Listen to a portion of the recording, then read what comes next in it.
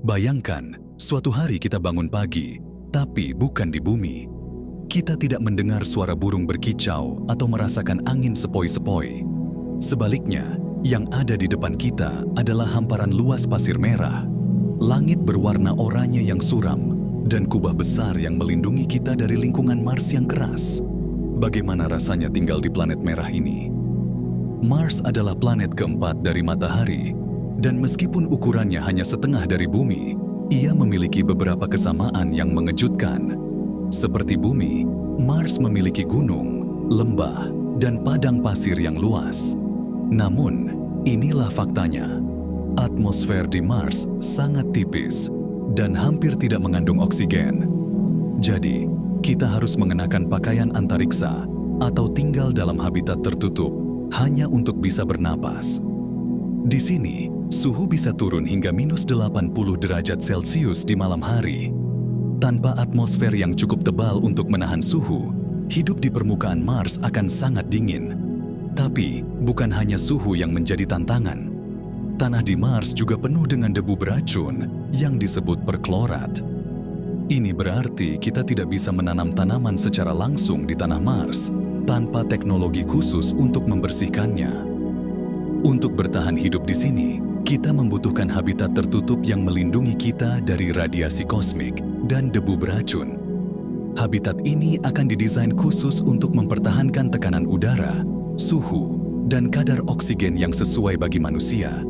Kita mungkin juga akan menggunakan teknologi cetak 3D untuk membangun rumah dari material Mars, sehingga kita dapat mengurangi kebutuhan mengangkut bahan bangunan dari bumi.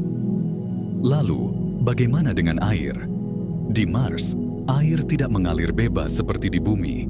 Sebagian besar air berada dalam bentuk es di bawah permukaan.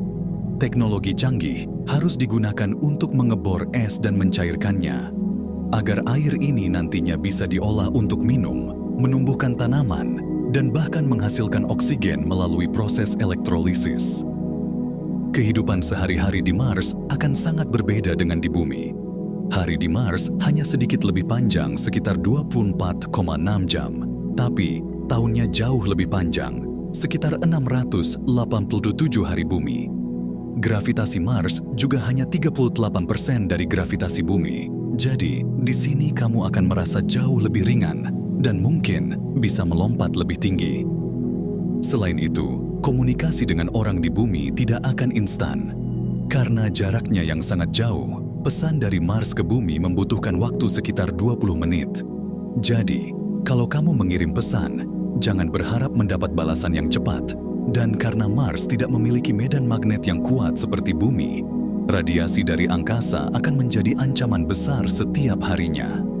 Ini berarti kita harus menghabiskan banyak waktu di dalam kubah perlindungan atau menciptakan teknologi pelindung yang lebih baik.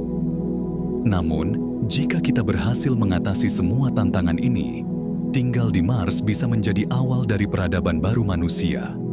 Planet ini bisa menjadi basis eksplorasi kita lebih jauh ke luar angkasa. Mungkin suatu hari nanti, anak cucu kita akan melihat Mars sebagai rumah kedua bagi umat manusia. Tapi, perjalanan untuk sampai ke sana tidaklah mudah.